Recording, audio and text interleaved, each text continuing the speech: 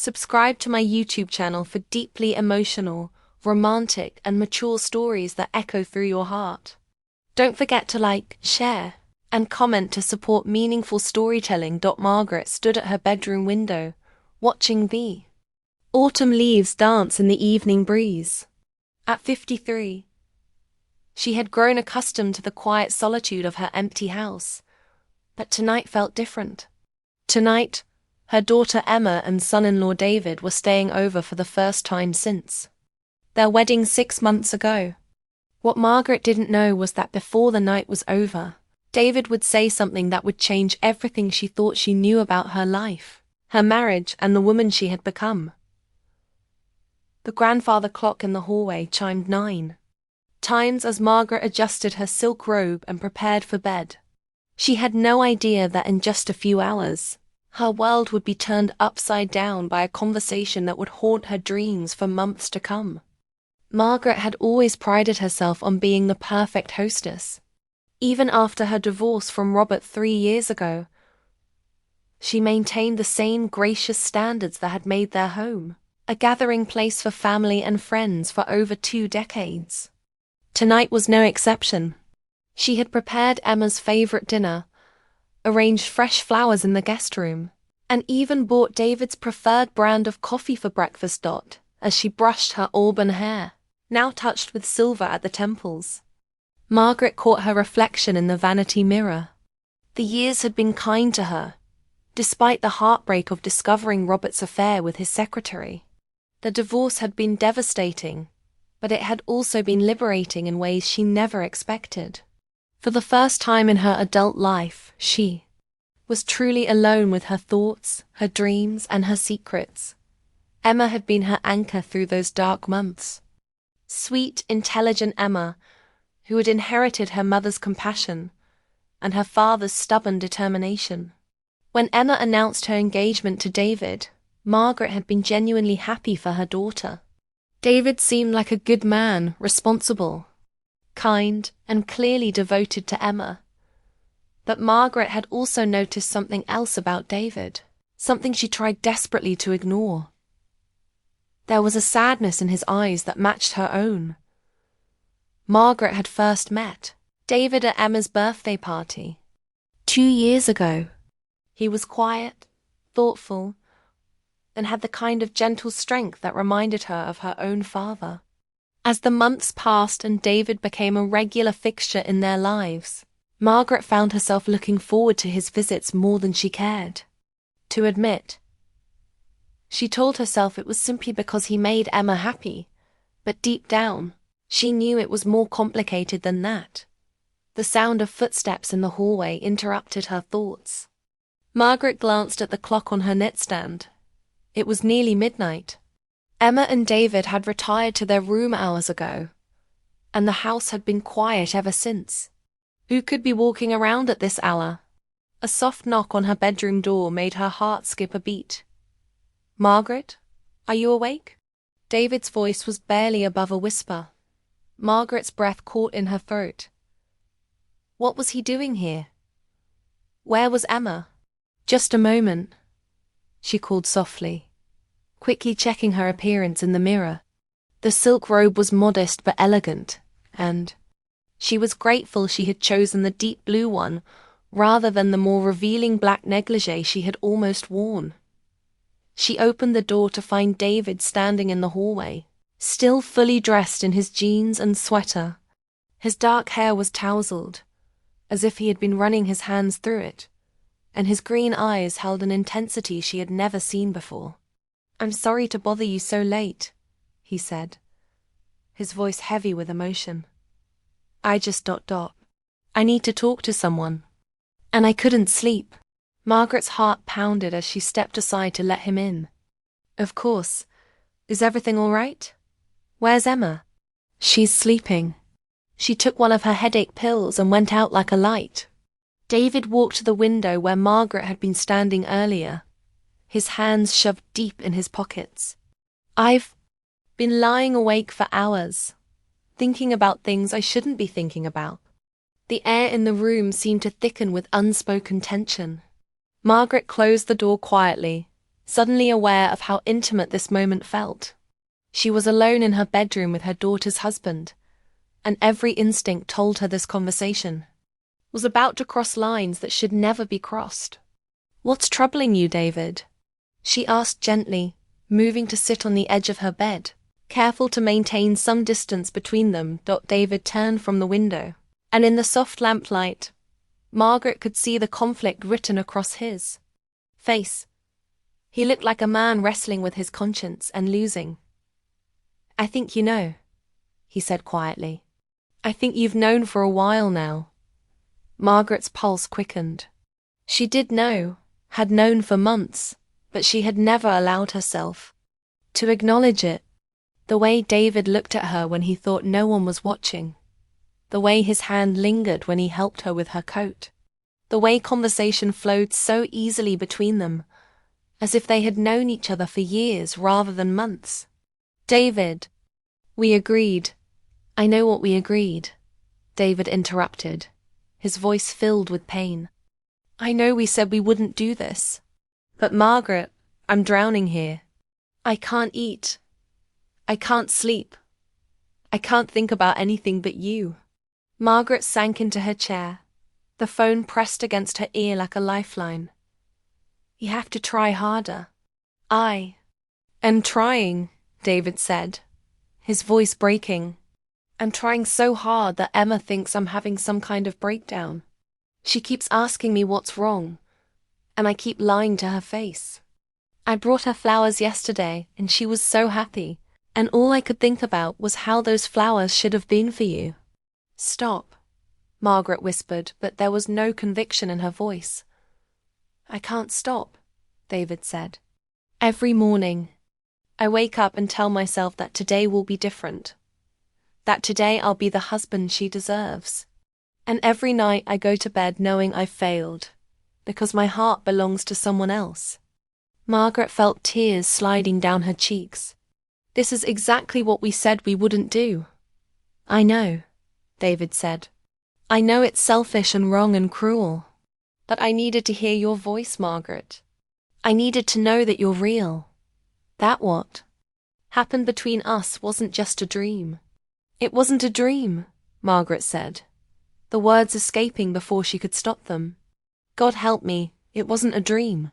They sat in silence for a moment, the weight of their shared confession hanging between them across the phone line. "Emma told me about Thanksgiving," David said finally. "I know I should have said no," Margaret said. "I know it's going to be torture for both of us, but I couldn't disappoint her." "I'm glad you're coming," David said softly. "I know that makes me selfish, but I can't help it. I need to see you, even if it's just for a few hours, even if I have to pretend you're nothing more than my mother-in-law." Margaret closed her eyes, remembering the way he had looked at her that night in her bedroom, the way his voice had sounded when he told her he loved her. "This is madness, David."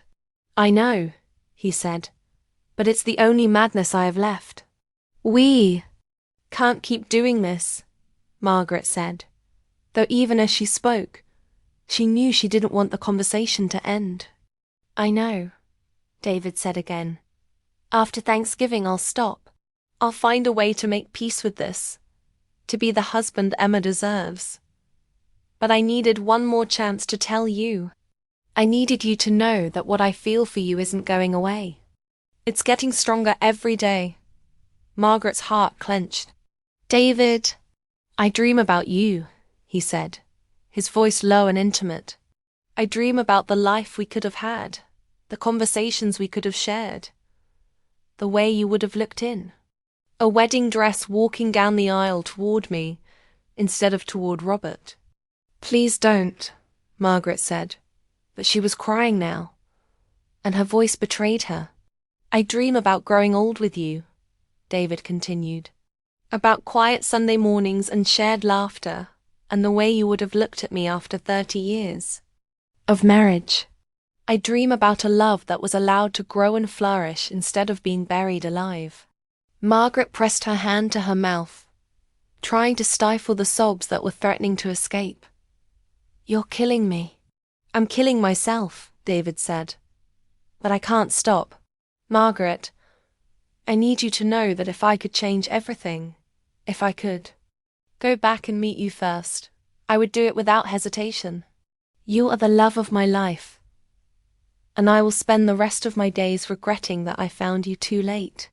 Margaret cried silently, her heart breaking and healing and breaking again with each word. In another life, she whispered. In another life, David agreed. In another life, I would have deserved you.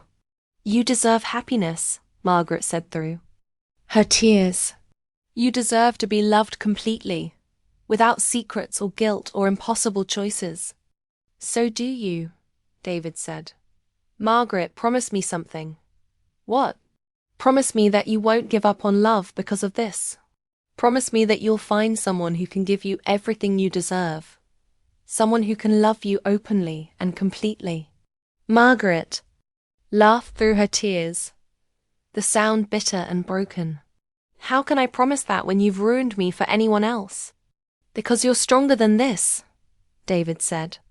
Because you're the most incredible woman I've ever known, and you deserve more than secret phone calls and stolen moments of honesty. So do you, Margaret said. David, you have to try to be happy with Emma. You have to try to build a real life with her. I will, David promised. After Thanksgiving, I will. I'll find a way to make peace with this. To be grateful for what I have instead of mourning what I can't have. And I'll find a way to be the mother Emma deserves, Margaret said. The mother who wants nothing more than her daughter's happiness.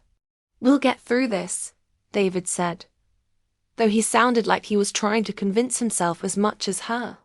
Yes, Margaret agreed. We'll get through this. But as they said their goodbyes and hung up, Margaret knew that getting through it and getting over it were two very different things. She was in love with David, deeply and irrevocably, and no amount of noble intentions was going to change that. The confession hung between them like a bridge they both wanted to cross, that knew they shouldn't.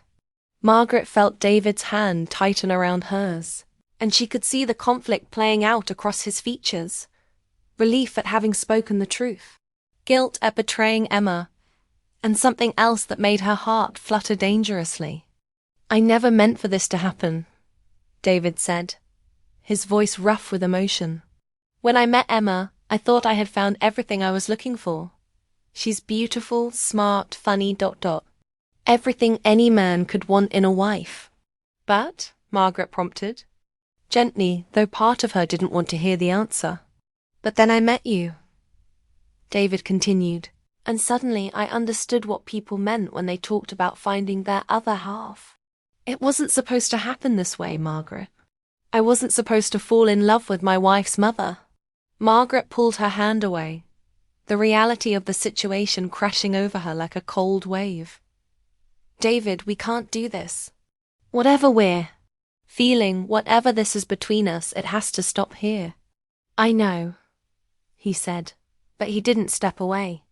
Instead, he moved closer, and Margaret could smell his cologne, could feel the warmth radiating from his body. I know it's impossible, and I know it's wrong, but I can't make myself stop feeling this way. You have to try, Margaret said, though. Even as she spoke, she was fighting her own desires. Emma loves you. She's building a life with you. She trusts you. And she trusts you too, David said, his voice heavy with guilt. That's what makes this so much worse. She has no idea that her husband and her mother are standing in this room, talking about feelings that could destroy her world. Margaret walked to her dresser, needing to put some physical distance between them. She picked up a framed photo of Emma from her college graduation, looking radiant in her cap and gown. The image was like a slap of cold reality. Look at her, Margaret sighed, turning the photo toward David. Look at how happy she is. How can we even consider doing something that would hurt her like this? David's face crumpled as he looked at the photo. I know. I look at her every day and I hate myself for feeling this way. But I can't turn it off, Margaret. I can't just stop loving you because it's inconvenient or wrong. Love? Margaret set the photo down with shaking hands. David, you don't love me. You're confused, maybe lonely, but this isn't love. Don't tell me what I feel, David said, his voice suddenly firm.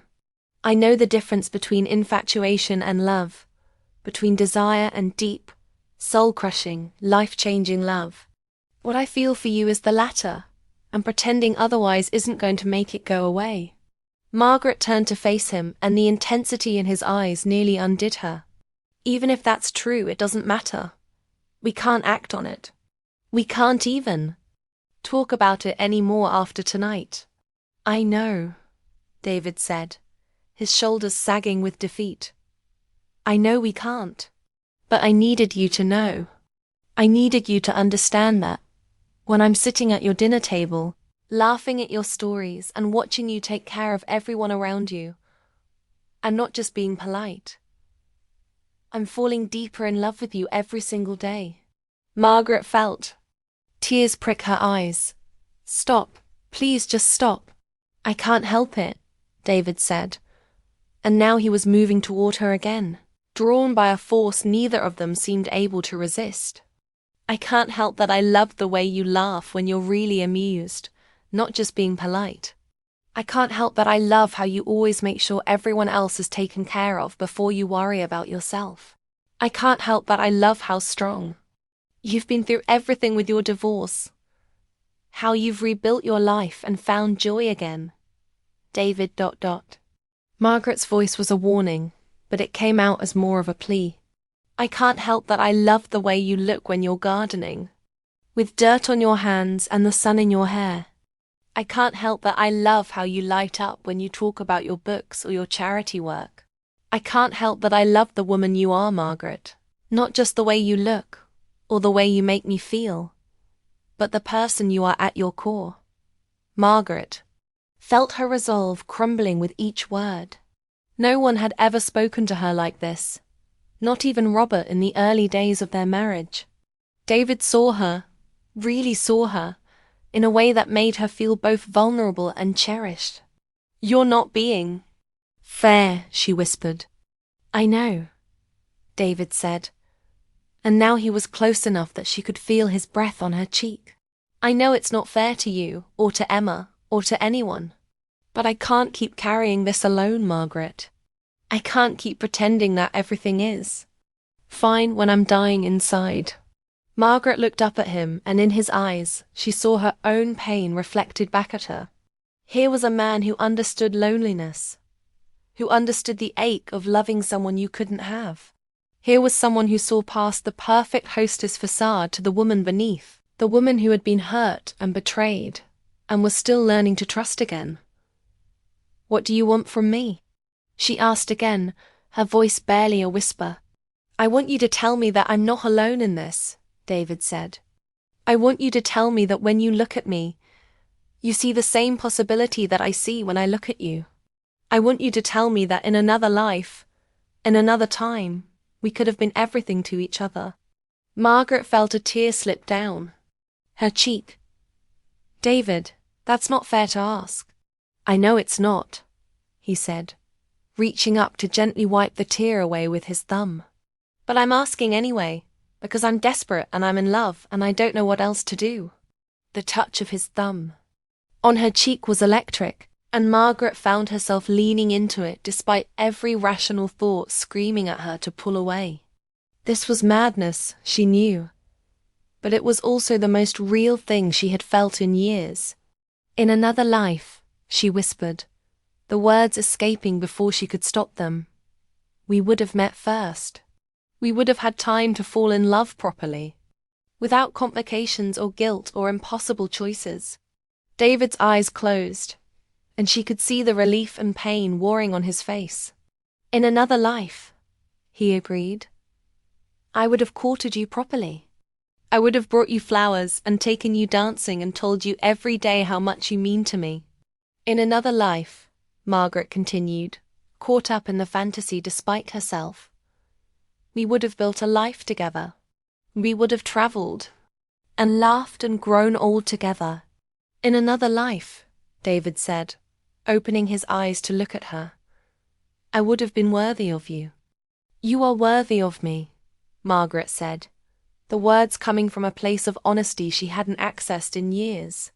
That's what makes this so impossible. You're exactly the kind of man I dreamed of when I was young and foolish enough to believe in.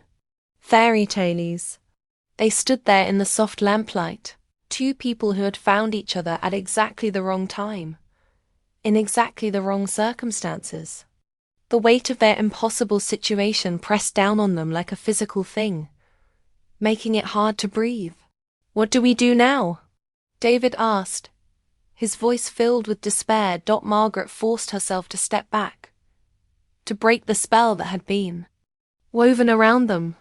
Now we do the right thing, she said, though it felt like she was tearing her own heart out. We forget this conversation ever happened. We go back to our lives and we do our best to be happy with what we have. I don't know if I can do that, David said. You have to, Margaret said, her voice growing stronger. We both have to. Because the alternative is destroying Emma, and neither of us could live with that. David nodded slowly, understanding the truth of her words even as they broke his heart. You're right. I know you're right. But Margaret... No, she said firmly. No more. This conversation ends here. Tomorrow morning, we go back to being the people we were before tonight. You go back to being Emma's husband, and I go back to being her mother. That's the only way this works. David looked at her for a long moment, memorizing her face as if he would never see her again. I love you, he said quietly. I want you to know that what I feel for you is real, and it's deep, and it's the kind of love that changes everything. I want you to know that if things were different... But they're not different, Margaret interrupted, though her voice was gentle. They are what they are, and we have to live with that. David nodded, understanding that this was goodbye to a possibility that had never really existed. I should go, he said. Yes, Margaret agreed. You should. But neither of them moved. They stood there, drinking in these final moments of honesty, of possibility, of a love that would have to remain forever unexpressed. Finally, David turned toward the door. Good night, Margaret. Good night, David. He paused with his hand on the doorknob as if he wanted to say something more, but then he simply opened the door and stepped into the hallway. Margaret heard his footsteps moving away, heard the soft click of the guest room door closing, and then silence. She sank down onto her bed, the weight of what had just happened settling over her like a heavy blanket. She had just experienced the most romantic, most devastating conversation of her life, and it was with a man she could never have, a man who belonged to her daughter. Margaret looked at the photo of Emma on her dresser, and fresh tears began to fall. She had always prided herself on being a good mother, on always putting Emma's needs first. But tonight, for just a few minutes, she had allowed herself to imagine a different life, a different choice. Margaret barely slept that night. She lay in her bed, staring at the ceiling, replaying every word of her conversation with David. Part of her wondered if it had all been a dream, if her lonely heart had conjured up the entire impossible scene. But the lingering scent of his cologne on her silk robe, and the ache in her chest told her it had been painfully real. When dawn finally broke, Margaret forced herself out of bed and into her routine. She showered, dressed in her favorite lavender blouse and navy slacks, and went downstairs to prepare breakfast. If she was going to pretend that last night never happened, she needed to be perfect at it. The kitchen was her sanctuary, the place where she had always found comfort in nurturing others. She prepared Emma's favorite blueberry pancakes, David's preferred scrambled eggs and fresh orange juice. Every movement was deliberate, focused, designed to keep her mind from wandering to dangerous territory. She was just flipping the first pancake when she heard footsteps on the stairs. Her heart hammered against her ribs as she wondered who would appear first, Emma or David. She wasn't sure she was ready to face either of them. "Something smells amazing," Emma's voice called out, bright and cheerful. Margaret felt both relief and guilt wash over her as her daughter appeared in the doorway, looking refreshed and happy in her pink pajamas. "Good morning, sweetheart," Margaret said, forcing a smile. "I hope you slept well." "Like a baby," Emma said, padding over to kiss her mother's cheek. "These old beds are so much more comfortable than I remembered. David's still dead to the world. I had to practically shake him awake to tell him I was coming down for coffee." Margaret's hands trembled slightly as she poured batter into the pan. "He must have been tired. He's been working such long hours lately," Emma said, settling onto one of the bar stools. "I think this weekend away is exactly what he needed. He seemed so much more relaxed last night." The irony of Emma's words wasn't lost on Margaret. If only she knew how her husband had spent the previous evening, how relaxed he had been while confessing his love for her mother. "I'm glad," Margaret managed to say. "You both deserve some rest." Emma chatted easily about her job, her friends, her plans for redecorating their apartment. Margaret listened with half an ear, making appropriate responses while her mind remained fixed on the conversation she'd had with David just hours ago. How was she supposed to sit across from him at breakfast? How was she supposed to look at him without remembering the way his eyes had burned with intensity when he'd said he loved her? "Mum, are you okay?" Emma's voice cut through her thoughts. "You seem distracted." Margaret forced herself to focus on her daughter. "I'm fine, sweetheart. Just tired, I suppose." "You should get more sleep," Emma said with concern. "You've been taking care of everyone else for so long. You need to take care of yourself too." The comment hit Margaret like a physical blow. Here was her daughter, sweet and caring, and completely oblivious to the fact that her husband was in love with her mother. The guilt was overwhelming. "I'll try," Margaret said, just as more footsteps sounded on the stairs. Margaret's entire body tensed as David appeared in the doorway. He was dressed in jeans and a green sweater that matched his eyes, his hair still damp from the shower. He looked tired, as if he had slept as little as she had. But when his gaze met hers across the kitchen, she saw the same awareness there that she felt. "Morning," he said, his voice carefully neutral. "Good morning," Margaret replied, proud of how steady her voice sounded. David moved to Emma's side, leaning down to kiss her temple. "Morning, beautiful." Emma smiled up at him, completely unaware of the tension crackling between the other two people in the room. "Mum's making your favorite eggs." "She didn't have to do that," David said, but his eyes were on Margaret, and she could see the gratitude there, not just for the breakfast, but for her determination to act normally. "It's no trouble," Margaret said, focusing intently on the stove. "I enjoy cooking for you both." The three of them fell into an easy rhythm of morning conversation. Emma dominated the discussion, sharing funny stories from work and asking about Margaret's garden. David contributed appropriately, playing the role of the devoted husband perfectly. To anyone watching, they would have appeared to be a normal, happy family enjoying a leisurely weekend breakfast. But Margaret was acutely aware of every glance from David, every casual gesture that seemed to carry hidden meaning. When he reached across the table for the salt, his fingers brushed hers, and she felt the same electric shock she had experienced the night before. When he complimented her cooking, she heard layers of meaning in his words that Emma couldn't possibly detect. "I should probably head back to the city soon," David said as they finished eating. "I have some work to catch up on before Monday." "On a Sunday?" Emma pouted. "I thought we were going to spend the whole day here." You should stay, David said, squeezing her hand. Spend some time with your mom. I'll pick you up this evening. Emma looked disappointed but didn't argue. I suppose I haven't had a proper girls' day with Mom in ages. Margaret felt a mix of relief and disappointment. She wanted David gone, needed the space to collect herself, but she also felt the loss of his presence like a physical ache. That sounds lovely, Margaret said. We can work in the garden, maybe go shopping.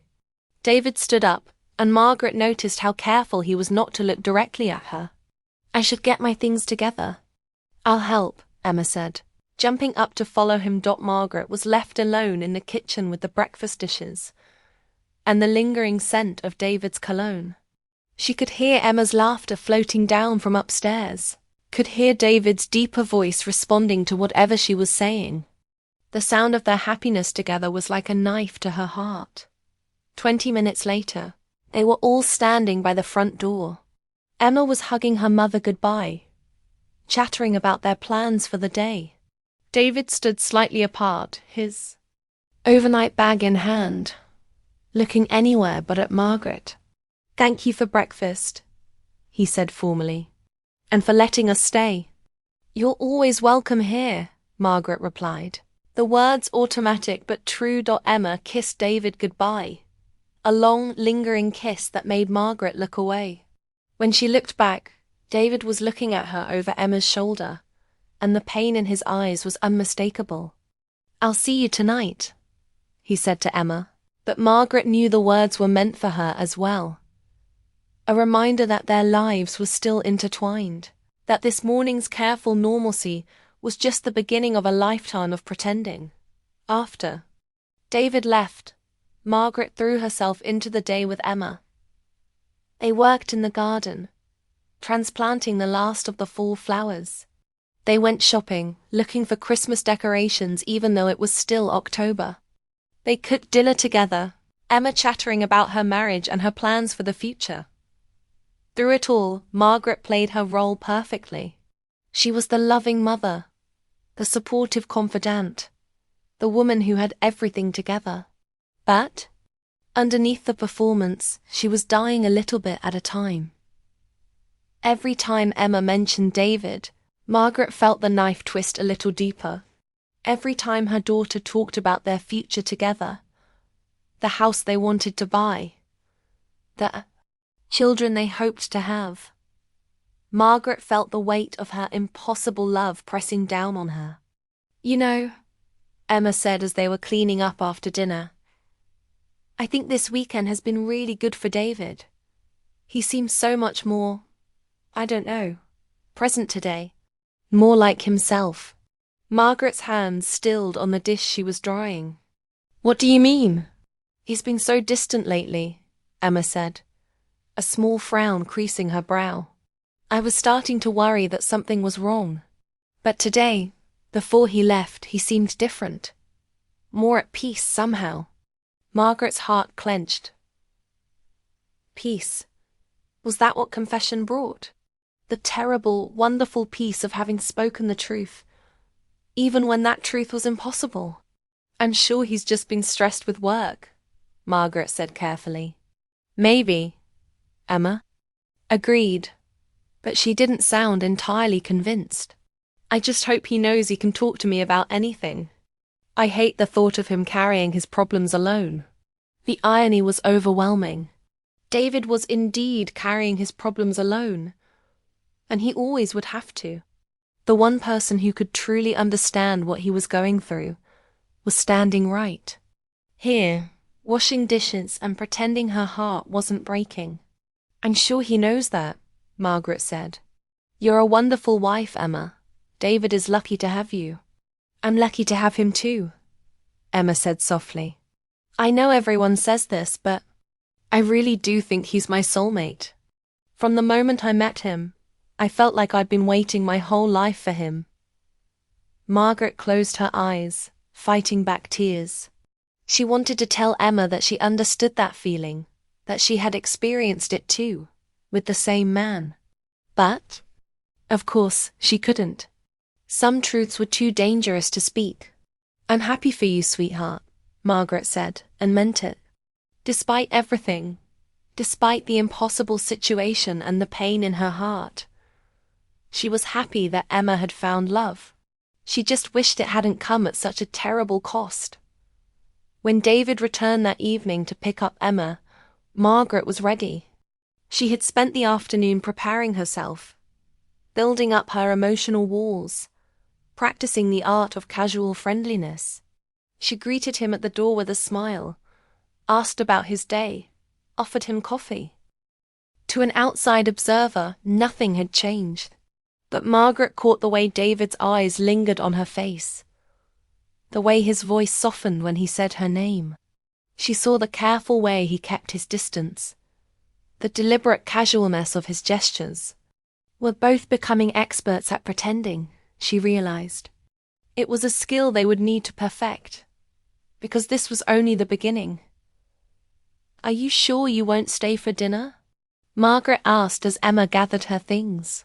We should get back, David said, not quite meeting her eyes. Early morning tomorrow. Of course, Margaret said. Drive safely.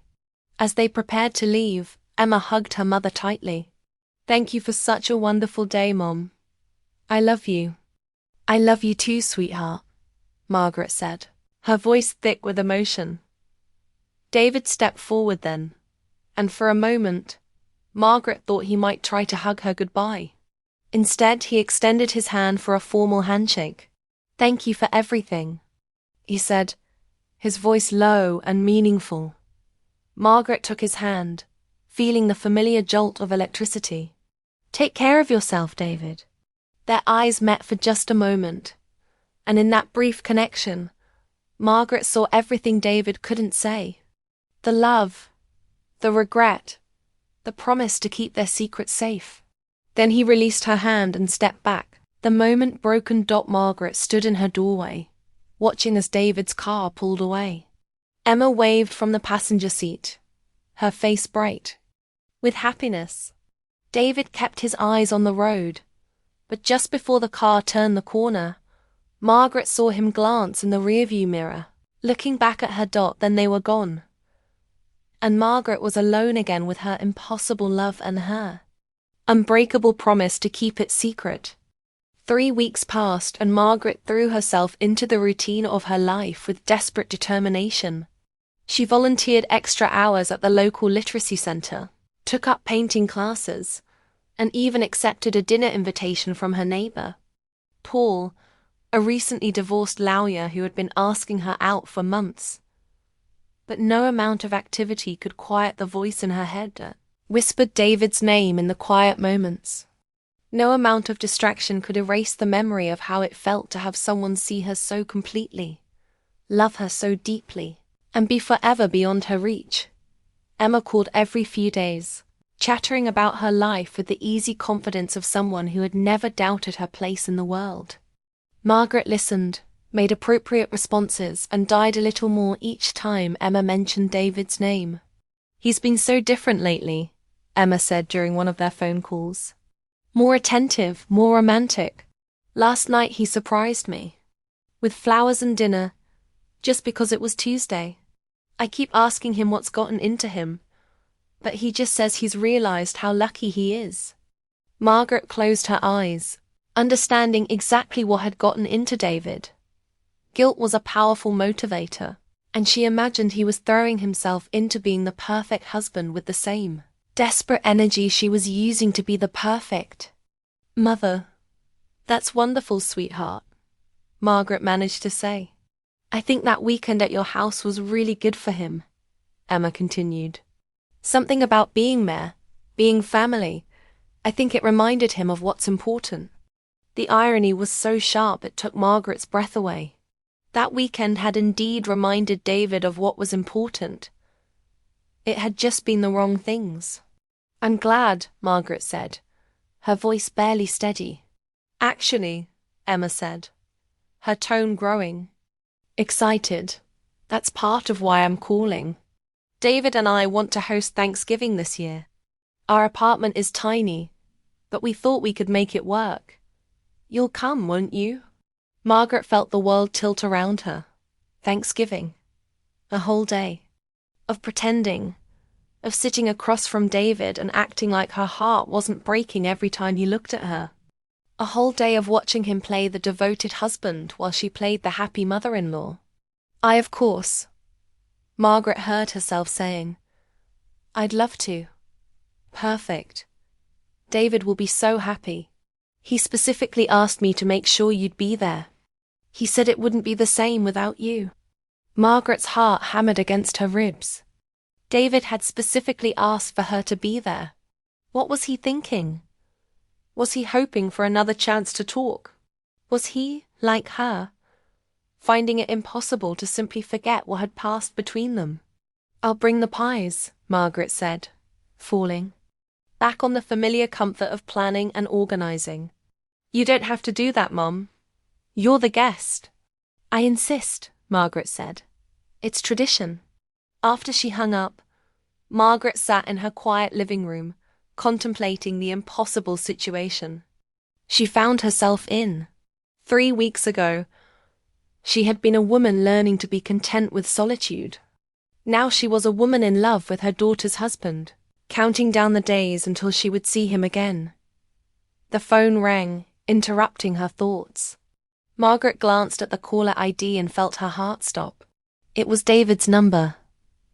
She stared at the phone, watching it ring, torn between desperate longing and absolute terror. Finally, just before it went to voicemail, she answered. Hello? Margaret. David's voice was rough, as if he'd been debating whether to call for hours. I hope it's okay that I'm calling. Where's Emma? Margaret asked, her voice barely above a whisper. Book club, David said. She won't be home for a couple of hours. Margaret closed her eyes, knowing she should hang up, knowing this conversation was exactly what they had promised to avoid, that she couldn't make herself end the call. Thanksgiving morning dawned grey and drizzly, matching Margaret's mood perfectly. She stood in her kitchen, surrounded by the ingredients for 3 different pies, trying to lose herself in the familiar rhythm of baking. But every few minutes, her hands would still, and her mind would wander to the day ahead. In a few hours, she would be sitting at David and Emma's small dining table, pretending to be nothing more than a proud mother-in-law. She would watch David carve the turkey, listen to Emma's excited chatter about their first holiday as hosts, and somehow manage to keep her face composed when David inevitably looked at her with those eyes that held too much history. The phone rang as she was putting the pecan pie in the oven. Margaret wiped her hands on her apron and answered, expecting it to be Emma with last-minute questions about cooking times or guest lists. Instead, she heard a voice she hadn't expected. Margaret? It's Paul Henderson from down the street. Margaret blinked, momentarily disoriented. Paul, her neighbor, the divorced lawyer who had been asking her out. In the chaos of her emotional turmoil over David, she had completely forgotten about their dinner date the previous week. Paul, hello, she said, forcing warmth into her voice. How are you? I'm well, thank you. I was calling to tell you how much I enjoyed our dinner last week. I was hoping we could do it again soon. Margaret closed her eyes, remembering the dinner she had barely tasted, the conversation she had barely participated in. Paul was a nice man, kind, successful, attractive in a distinguished way. He was exactly the sort of man she should be interested in, the sort of man who could offer her a real future. That's very kind of you, Margaret said carefully.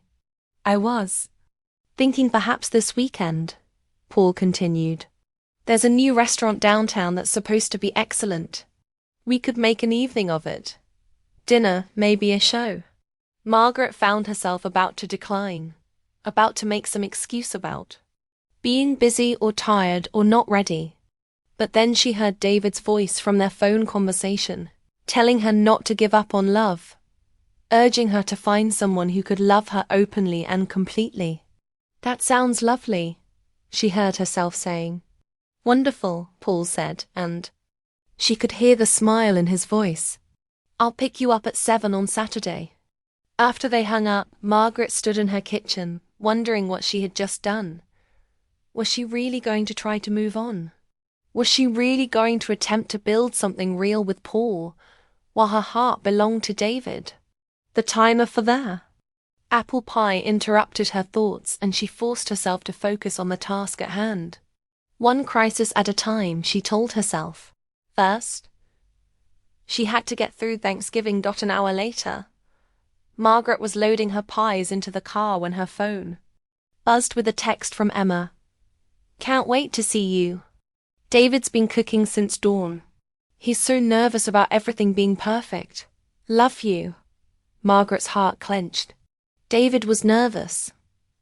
Was he thinking about seeing her again? Was he like her, dreading and anticipating this day in equal measure? The drive to Emma and David's apartment took 20 minutes, but it felt like hours. Margaret parked outside the converted Victorian house where they rented the top floor, and sat for a moment, gathering her courage. She could do this. She could be the perfect mother-in-law, the supportive parent, the woman who wanted nothing more than her daughter's happiness. She was carrying the pies up the front steps when the apartment door opened and David appeared. He was wearing a burgundy sweater and dark jeans, and his hair was slightly mussed from cooking. For a moment, they just looked at each other, the weight of their shared secret hanging between them. Let me help you with those, David said, his voice carefully neutral. As he took the pie carriers from her hands, his fingers brushed hers, and Margaret felt the familiar jolt of electricity. David's eyes met hers briefly, and she saw her own pain reflected there. They smell incredible, he said, and Margaret knew he was talking about more than just the pies. Thank you, she managed to say. Mom! Emma's voice called from inside the apartment. Come in, come in. I want to show you what we've done with the place. Margaret followed David into the small apartment, and despite everything, she couldn't help but smile at what she saw. Emma and David had transformed their tiny space into something warm and inviting. Autumn leaves were scattered across the mantelpiece.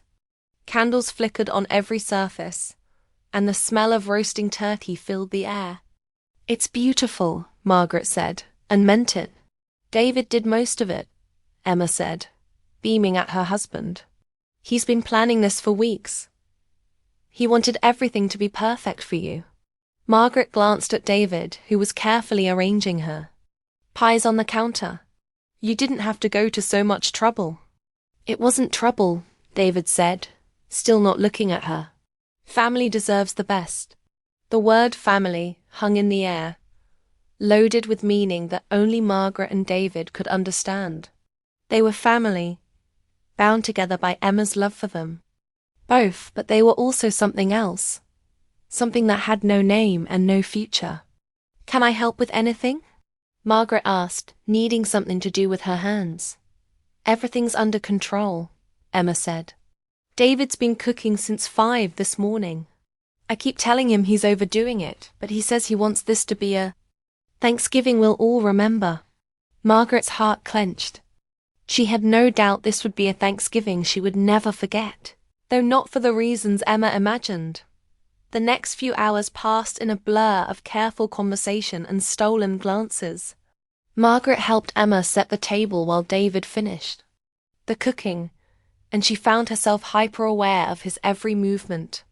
When he passed behind her chair to adjust the flowers, she caught a whiff of his cologne. When he leaned over to pour wine, she felt the warmth of his body next to hers. Emma, oblivious to the undercurrents, chatted happily about their apartment, her job, their plans for Christmas. She was radiant with happiness, and Margaret found herself torn between joy at her daughter's contentment and heartbreak at her own impossible situation. I have an announcement, Emma said as they sat down to dinner. Margaret felt her blood run cold. Please, she thought desperately. Please don't. Let it be what I think it is. David and I have been talking, Emma continued, her face glowing with excitement. And we've decided we want to start trying for a baby. The words hit Margaret like a physical blow. A baby. David's baby. The final, unbreakable bond that would tie him to Emma forever. That's wonderful news, Margaret managed to say, her voice sounding strange to her own ears. We know it soon, Emma said, reaching for David's hand. But we're both ready. We want to start our family while we're young. Margaret looked at David and saw the conflict written across his face. He was smiling at Emma, playing the part of the excited husband-to-be, but his eyes held a sadness that cut Margaret to the bone. Congratulations, Margaret said, raising her wineglass in a toast. To new beginnings. To new beginnings, Emma echoed, her eyes shining with tears of joy. David raised his glass, but his eyes were on Margaret. To new beginnings, he said, quietly, and Margaret knew he was saying goodbye. The rest of the meal passed in a haze. Margaret managed to eat, to laugh at Emma's stories, to ask appropriate questions about their plans. But inside she was dying. The man she loved was going to have a baby with her daughter, and she was expected to be happy about it after dinner. Emma insisted on cleaning up alone, shooing Margaret and David into the living room. You two relax, she said. You've both done enough. Margaret found herself alone with David for the first time since that night in her bedroom. They sat on opposite ends of the small sofa, the space between them feeling like an ocean. Are you okay? David asked quietly, his voice barely audible over the sound of Emma washing dishes in the kitchen. I'm fine, Margaret lied. Margaret ... David's voice was full of pain. I'm sorry. About the baby news. I wanted to call you, to warn you, but I couldn't find a way. You don't owe me any explanations, Margaret said, staring at her hands. You're married to Emma. Of course you want children with her. Do I? David asked, his voice so low Margaret almost didn't hear him. She looked up at him and saw the torment in his eyes. David, you have to want this. You have to find a way to be happy about it.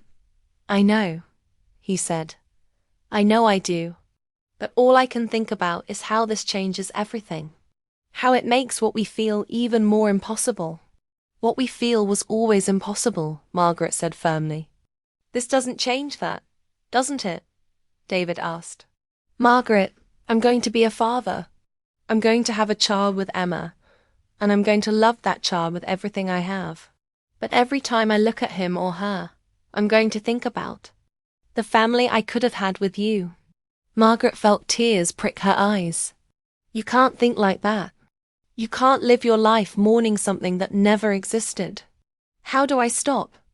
David asked desperately. How do I stop loving you? How do I stop wanting you? How do I stop wishing things were different?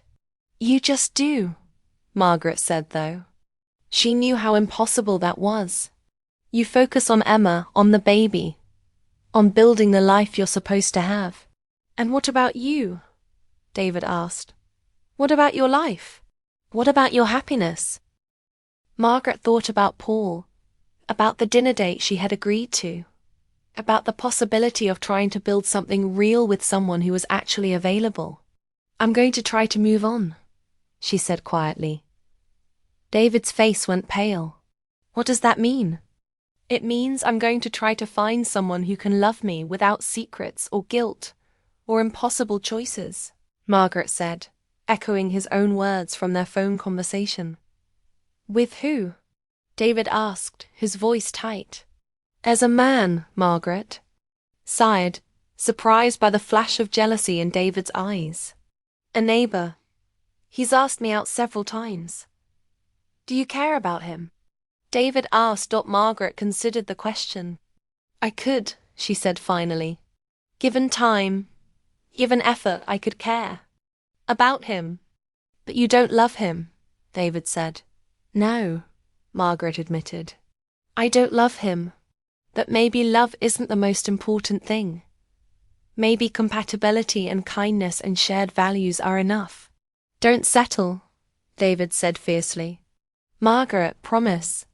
Me, you won't settle for less than everything you deserve. And what do I deserve? Margaret asked, her voice breaking. I deserve to love someone who can love me back openly and completely. I deserve to build a life with someone who doesn't belong to my daughter. I deserve to be someone's first choice, not their impossible dream. David looked like she had slapped him. You are my first choice, he said. In every way that matters, you are my first choice. But not in the ways that count, Margaret said sadly. Not in the ways that build a real life. They sat in silence. For a moment, the weight of their impossible situation pressing down on them. From the kitchen, they could hear Emma humming as she finished the dishes, completely unaware of the conversation taking place in her living room. I should go, Margaret sighed, standing up. I'll say goodbye to Emma and head home. Don't, David said, reaching for her hand. Please don't go yet. I have to, Margaret said, but she didn't pull away from his touch. This is too hard, David. Sitting here, pretending everything is normal, while my heart is breaking. I can't. Do it. After tonight, David said, his thumb tracing circles on her palm. I'll stop. I'll find a way to be the husband Emma deserves, the father our child deserves. But please, just give me a few more minutes. Margaret looked down at their joined hands, at the way his fingers fit perfectly with hers. What are you asking me to do? I'm asking you to let me love you, David said simply. Just for a few more minutes, let me love you without guilt or shame or impossible choices.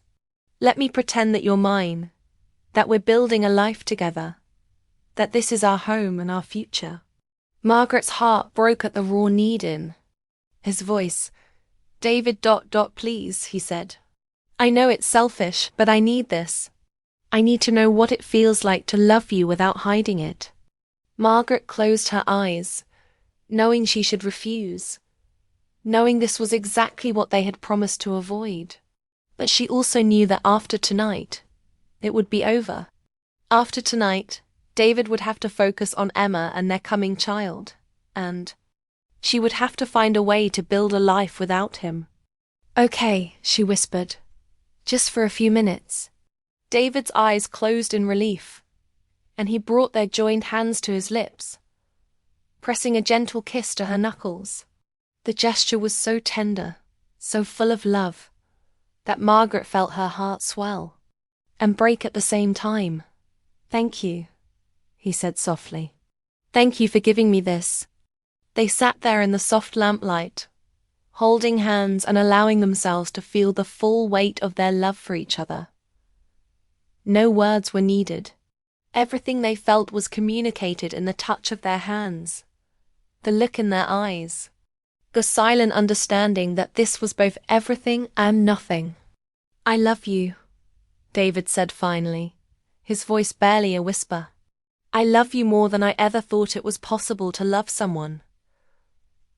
I love your strength, your kindness, your wisdom. I love the way you light up when you talk about books, the way you worry about everyone else before yourself, the way you've rebuilt your life after everything you've been through. Margaret felt tears sliding down her cheeks. I love you too, she said. I love your gentleness, your integrity, the way you try so hard to do the right thing even when it's destroying you. I love that you see me, really see me, in a way no one else ever has. In another life, David said, bringing her hand to his cheek. In another life, Margaret agreed. We would have been everything to each other. All finished. Emma's voice called from the kitchen, breaking the spell. Margaret and David quickly separated, both of them wiping away tears and trying to compose themselves. By the time Emma entered the living room, they were sitting on opposite ends of the sofa again, The picture of propriety. You both look so serious, Emma said, settling into the armchair across from them. What were you talking about? Just family things, Margaret said, her voice remarkably steady. How proud I am of you both. How wonderful it is to see you so happy. Emma beamed. We are happy, aren't we, David? Very happy, David said, his voice only slightly hoarse. I should probably head home, Margaret said, standing up. It's getting late. Already? Emma pouted. I was hoping you'd stay longer. I had a wonderful time, Margaret said, kissing her daughter's cheek. Everything was perfect. As Margaret gathered her things, David stood up. I'll walk you to your car, he said. You don't have to do that, Margaret said. I want to, David said simply. Outside, the November air was crisp and clear, and Margaret wrapped her coat tighter around herself. David walked beside her in silence, his hands shoved deep in his pockets. Thank you, he said as they reached her car. For today, for everything. I know how hard this was for you. It was hard for both of us, Margaret said. This is goodbye, isn't it? David asked, his voice filled with pain. Yes, Margaret said simply. This is goodbye. David nodded, accepting the inevitability of it. I want you to know that loving you has been the most beautiful and terrible thing that's ever happened to me. I wouldn't change it, even knowing how it ends. Neither would I, Margaret said truthfully. They stood there for a moment, memorizing each other's faces, storing up these final moments to last them a lifetime. Be happy, Margaret said finally. Be the husband Emma deserves, the father your child deserves. Build a beautiful life with them. I will, David promised. And you, be happy too. Find someone who can love you the way you deserve to be loved. I'll try, Margaret said. David leaned forward then, and for a moment Margaret thought he might kiss her. Instead, he pressed his lips to her forehead, a gentle benediction that felt like both a blessing and a goodbye. I love you, he whispered. Against her skin. I love you too, Margaret whispered back. Then he stepped away, and Margaret got in her car. As she drove away, she looked in her rearview mirror and saw David standing in the street, watching her go. She drove until she couldn't see him anymore, and then she pulled over and cried for the love she was leaving behind. Margaret stood in her garden, her hands deep in the rich spring soil, planting the bulbs that would bloom into tulips and daffodils. The sun was warm on her back, and she felt a sense of peace she hadn't experienced in months. 6 months had passed since that Thanksgiving dinner, and Margaret had kept her promise to try to move on. She had continued dating Paul, and while their relationship wasn't built on the earth-shattering love she had shared with David, it was good. Paul was kind, reliable, and genuinely cared for her. He made her laugh, brought her flowers, and never made her feel like she was settling. More importantly, he was available.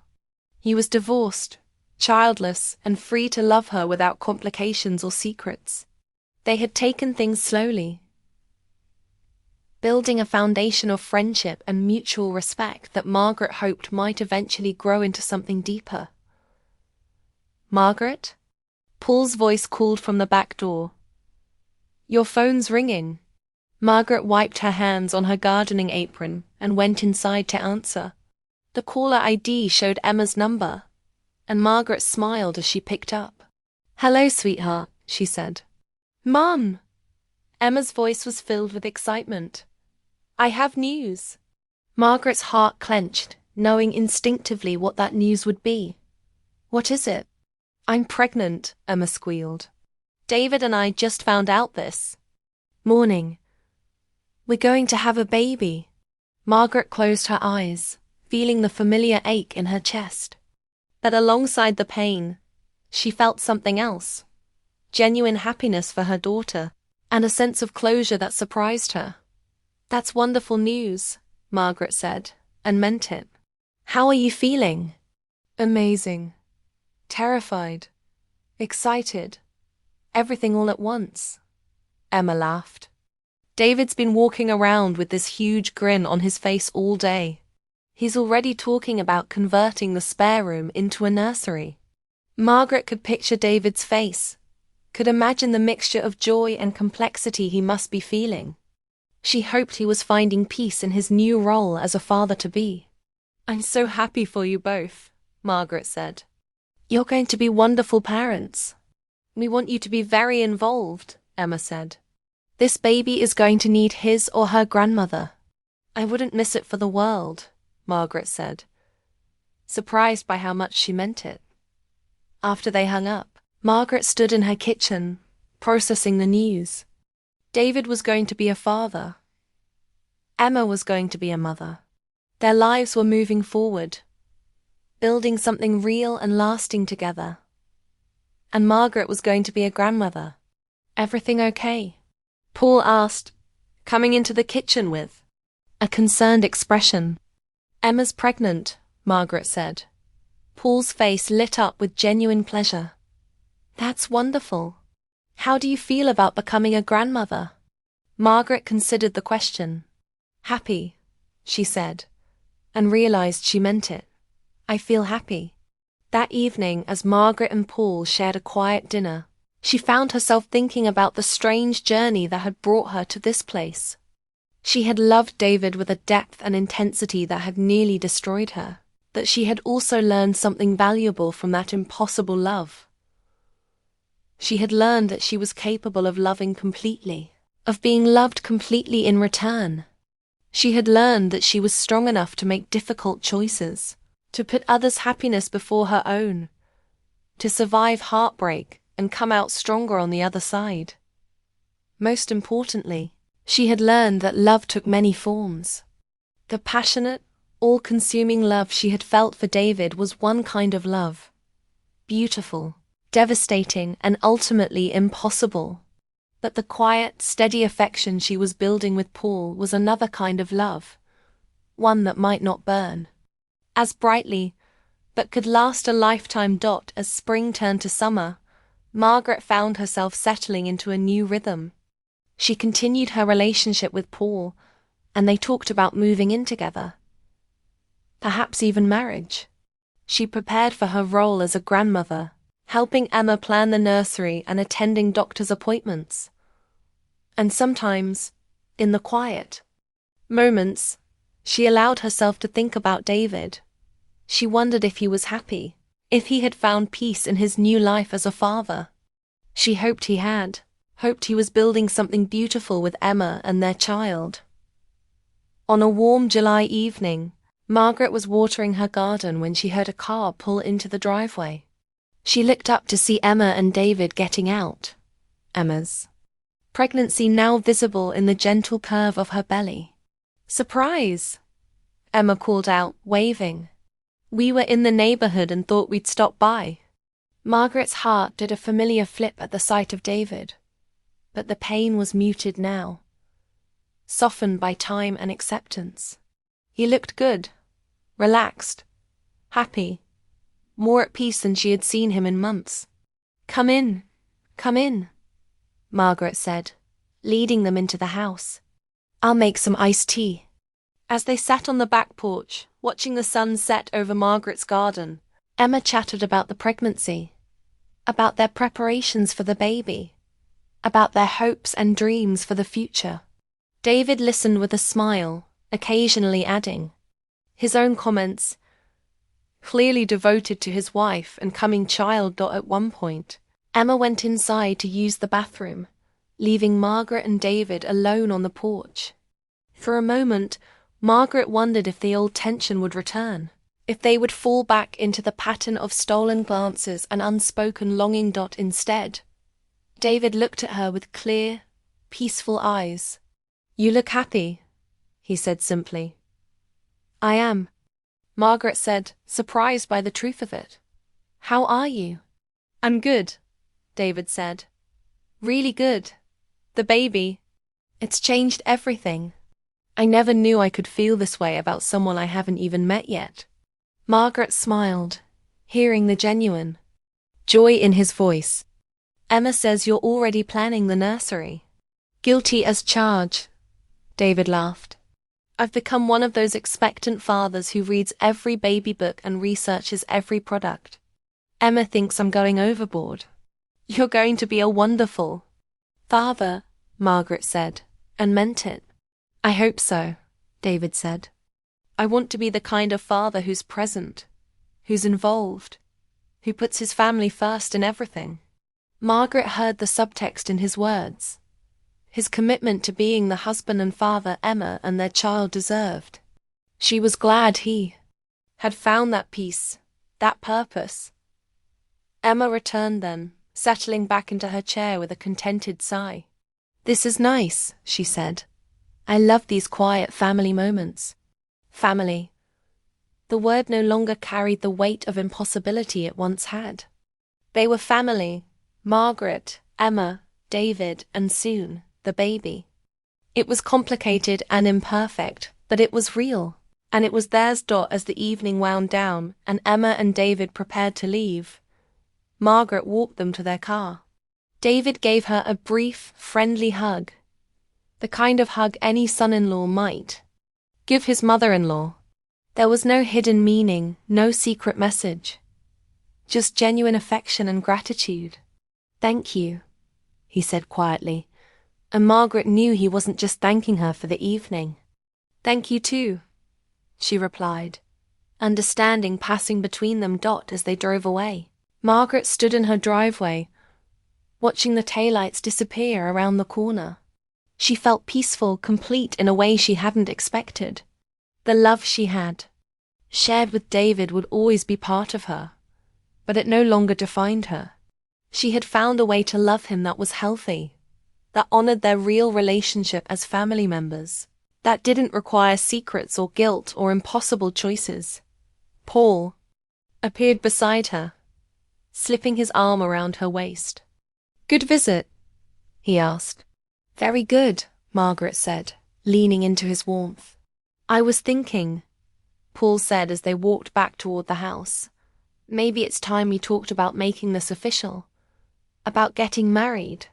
Margaret looked at him, this good man who had waited patiently for her to find her way back to love. I'd like that, she said. Really? Paul's face lit up with surprise and joy. Really, Margaret confirmed. I think it's time. As they walked into the house together, Margaret reflected on the strange journey that had brought her here. She had loved David with a passion that had nearly destroyed her, but that love had also taught her valuable lessons about herself, about the depth of her capacity for love, about her strength and resilience.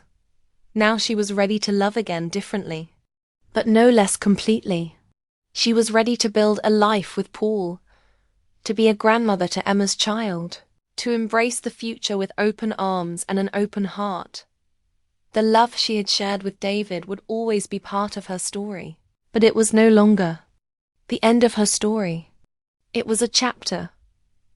Beautiful, painful, transformative, that had led her to this moment of possibility and hope. As she closed the door in the evening, Margaret smiled, thinking about the words David had spoken to her that night so many months ago. In another life, we would have been everything to each other. Perhaps that was true. But in this life, they had been exactly what they needed to be. Two people who had loved deeply and impossibly, who had made difficult choices, who had found a way to honor their love while protecting the people they cared about most. And in this life, Margaret had learned that love wasn't just about finding the right person. It was about becoming the right person, the person who could love wisely, who could choose sacrifice over selfishness, who could find happiness even in the most complicated circumstances. The love she had shared with David would echo in her mind forever, but it would no longer be a source of pain. Instead, it would be a reminder of her capacity for love, her strength in the face of impossible choices, and her ability to find joy, even after heartbreak. As she turned off the lights and headed upstairs, Margaret felt a sense of peace settle over her. Tomorrow would bring new possibilities, new adventures, new chances to love and be loved. She was ready for all of it. The story of her impossible love with David had ended, but Margaret's story was far from over. In fact, she realized with a smile it was just beginning. "I think you should go back to your room," she said. But her voice lacked conviction. "I can't," he said, taking a step closer. "I can't keep pretending that what I feel isn't real. I can't keep lying to myself, to Emma, to you." "What are you saying?" Margaret asked, though she already knew the answer. David ran his hands through his hair, a gesture she had come to recognize as a sign of his distress. "I'm saying that I'm in love with you, Margaret. I'm saying that I think about you every day, that I dream about you every night, and that I'm going out of my mind trying to be the husband Emma deserves when my heart belongs to someone else." The words hung in the air between them like a confession that could never be taken back. Margaret felt her world tilt on its axis. Everything she thought she knew about her life suddenly called into question. "You can't say things like that," she whispered. But even as she spoke, she knew it was too late. The truth was out, and there was no putting it back. "I know I can't," David said, his voice breaking. "I know it's wrong. And I know it's selfish. But I can't help how I feel. I've tried to fight it, Margaret. God knows I've tried. But every time I see you, every time you smile at me or touch my arm, I fall a little deeper." Margaret closed her eyes, trying to block out the sound of his voice, the truth in his words, the way her heart was racing in response to his confession. She had felt it too, had been fighting the same battle for months, but hearing him say it out loud made it real in a way that terrified her. "This is impossible," she said, opening her eyes to find him standing directly in front of her. "You're married to my daughter. You're supposed to be happy with Emma." "I am happy with Emma," David said, his voice filled with anguish. "I love her, Margaret. I really do. But what I feel for you, it's different. It's deeper. It's the kind of love that poets write about, and people spend their whole lives searching for." Margaret stood up, needing to put some distance between them, but David reached out and caught her hand. The touch sent electricity through her entire body, and she had to fight the urge to pull him closer. "Please don't," she said, but she didn't. "Pull away. I know you feel it too," David said, his thumb tracing gentle circles on her palm. "I can see it in your eyes, in the way you look at me when you think no one is watching. We're both fighting the same battle, Margaret, and we're both losing." Margaret looked down at their joined hands, at the way his fingers intertwined with hers as if they belonged together. It felt so right, so natural, that it almost broke her heart. "What do you want from me, David?" she asked, her voice barely audible. "I want you to tell me I'm not crazy," he said. "I want you to tell me that what I'm feeling is real, that it's not just in my head. I want you to tell me that somewhere in your heart, you feel the same way." Margaret looked up into his eyes, and in that moment, she saw her own reflection. A woman who had spent 3 years learning to be alone, learning to be strong, learning to live without the kind of love she had always dreamed of. And now, standing in front of her was a man who was offering her exactly that, wrapped in the most impossible circumstances imaginable. "I do," she whispered, and with those 2 words, she felt both liberated and doomed. "I do feel the same way." David's eyes closed in relief, and for a moment, they stood there in the soft lamplight, holding hands and acknowledging a truth that could destroy everything they both held dear.